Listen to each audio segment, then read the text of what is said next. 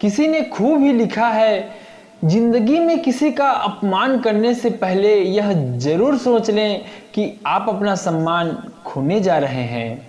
दोस्तों, मैं हूं थलेश्वर मालाकार। आज की कहानी एक विवेक नाम के शिष्य की है, जो कि एक संपन्न परिवार का है।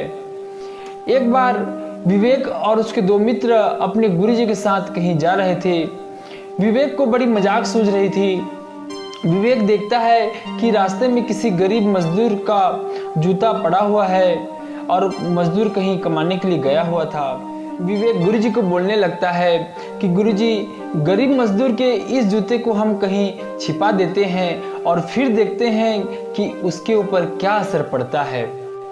गुरुजी सोचकर बोलने लगे कि इस तरह का भद्दा मजाक किसी गरीब मजदूर के ऊपर करना ठीक नहीं है। तुम्हें यदि मजाक करनी ही है तो इनके जूते में कुछ सिक्के डाल दो और उसके बाद फिर देखते हैं कि इस गरीब मजदूर के ऊपर इसका क्या असर पड़ता है। विवेक ने गुरुजी की बातों को सुनकर हाँ कहा और मजदूर के उस जूते में कुछ सिक्के डाल दिए। फिर गुरुजी, विवेक और उसके दो मित्र बगल में छिप गए और उस मजदूर के आने का इंतजार किए। कुछ ही समय में वह मजदूर जैसे ही वहां पहुंचा, जैसे ही मजदूर अपना एक जूता पहनने लगा, उसे कठोरता का आभास हुआ और वह अपना पैर निकालकर अपने हाथ को उसमें डाला तो उसमें कुछ सिक्के मिले। उसको वह निकाल लिया। फिर वह दूसरे जूता को भी पहनने लगा, उसमें भी उसे कठोरता का आभास हुआ और उसमें भी जितने सिक्के थे उसको वह निकाल लिया।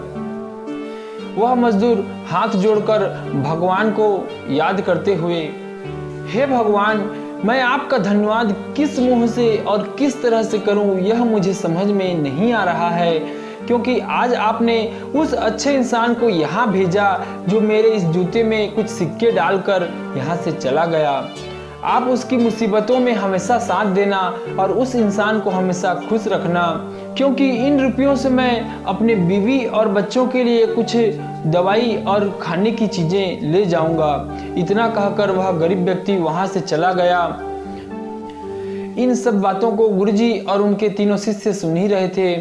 जैसे ही वह मजदूर वहां से चला गया, तब गुरुजी विवेक और उनके दोनों शिष्यों को बोलने लगे कि अब तुम बताओ कि तुम्हें पहली वाली तरकीब ठीक लगी या दूसरी वाली।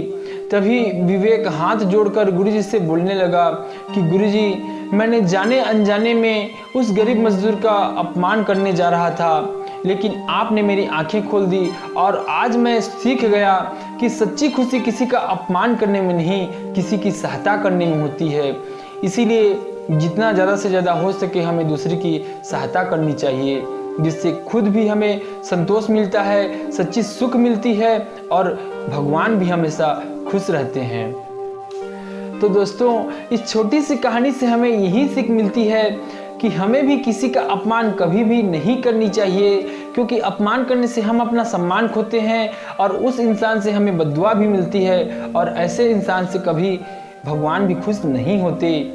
तो जितना ज़्यादा से ज़्यादा हो सके दूसरे की सहायता कीजिए। अपने से जितना हो सके दया, दान, धर्म के पुण्य कर्म कमाते चलिए। जिंदगी बहुत ही अनमोल है, बिल्कुल पानी के बुलबुले की तरह है कि कब खत्म हो जाए इसका कोई ठिकाना नहीं है। इस संबंध में कबीरदास जी भी कह गए हैं कि जब हम पैदा हुए जग हंसा हम रोए, कुछ ऐसी करनी कर चलो हम हंसे जग रोए। इसी के साथ दोस्तों, आप भी बनो ऐसे कि लोग बनना चाहें आपके जैसे।